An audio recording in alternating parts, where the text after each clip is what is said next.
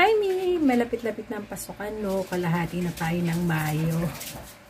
Kakasimula lang, pero parang kalahati na. So, inuna ko nang mamili ng mga school supplies habang mura pa sila. So, bumili na ako nitong 12 pieces na black ball pen.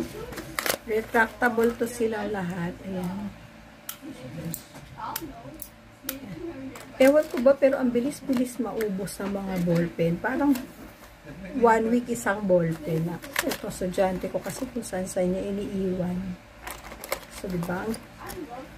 Habang meron pang madaming stock ng ball pen at mura pa ay bumili na. Tapos, of course, pag may ball pen, may correction tape. Diba? Para pak na pak ng ating school. Halos kompleto na.